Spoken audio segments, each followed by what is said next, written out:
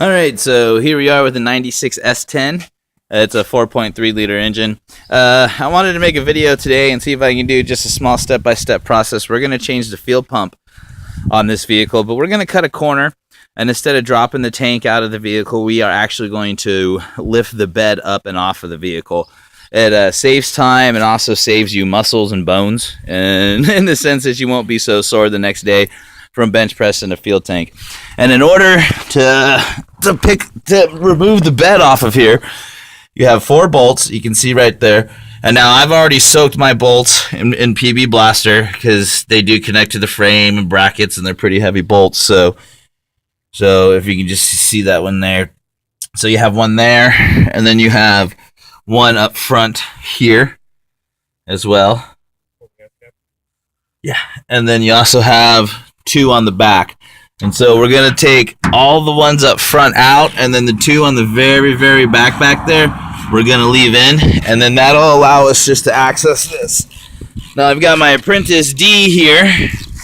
He is currently removing the filler hose or neck, whatever you want to call it, for the fuel tank. And this is all you have to remove here are these 3 7mm bolts right here, because this will just then pick right up and off.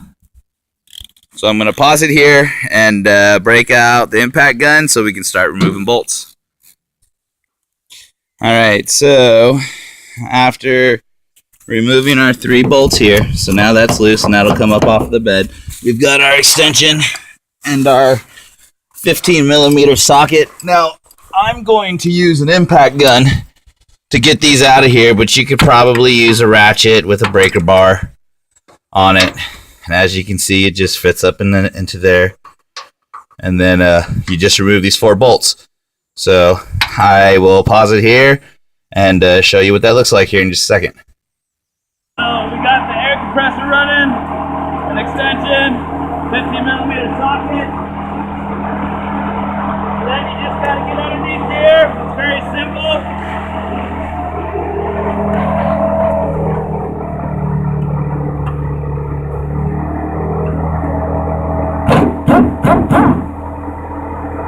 And your bolts come out just like that.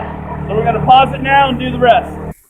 Alright, I've got my apprentice D. He's now going to be removing the rest of the bolts.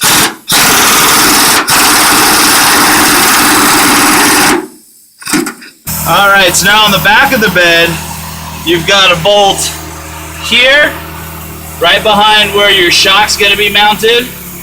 And you've got a whole access at the frame where you can see my apprentice pointing there. Then you've got a bolt here. And this is the one that you do not want to take out, you just want to loosen this one.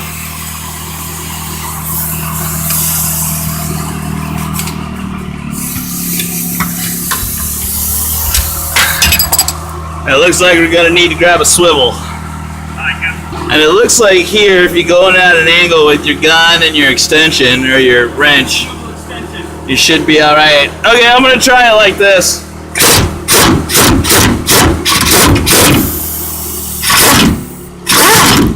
And there we go. So now we got our front 3 bolts removed, and we've got our back bolt loose but not removed so that we can tilt the bed up. We're going to do the same thing to the 4 bolts on the other side.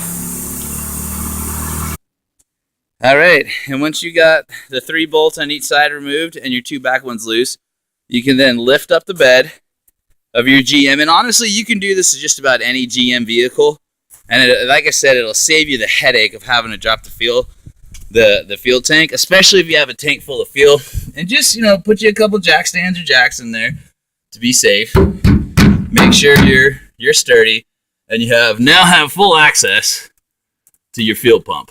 And you can safely get in there and get what you need and get it out and do all that other stuff. So I'll show you if I have enough video space here. I'm going to pause it from here and get it out and show you how we do that. But once again, there you go. There's another way of doing fuel pumps on GM trucks. All right, now luckily I had my awesome apprentice D here to pull from the other side, but this Chevy has the quick disconnects already attached, so we just had to remove our fuel lines. Next, I'll grab either a hammer and a screwdriver or a pair of snap ring pliers, and I'll remove my snap ring, and at which point I'll be able to pull my fuel pump out. But before I do that, we're going to fire up the air compressor, and we're going to blow air and get all the dust out of here. So now we're just going to blow all the dust off of there.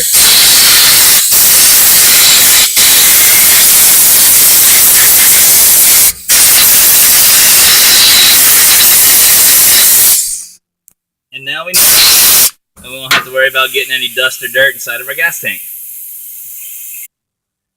Alright, using a pair of snap ring pliers. This is what snap ring pliers look like. Using a pair of snap ring pliers, we were able to remove the snap ring, and so we were able to get the fuel pump out of there. And installation is going to be everything that you just saw in this video in reverse. Just, maneuver your fuel pump assembly down inside of there, and reinstall your snap ring, reinstall your lines, plug in your plugs. You may have to change out the pigtail on this plug. I don't know. If you do, I will make a separate video on my page to show you how to do that. And other than that, there you go. If you have any questions, please feel free to email me or comment. Thank you, Treasure Valley, Boise, Idaho, for supporting me and everybody else that watches my videos. This is Matthew, your friendly technician, and his apprentice D, signing off. But you know what? Now that I'm thinking about it, just in case you don't know, this is what the fuel pump assembly looks like. All right, folks. Everybody have a good day. Once again, this is Matthew and his apprentice D, signing off.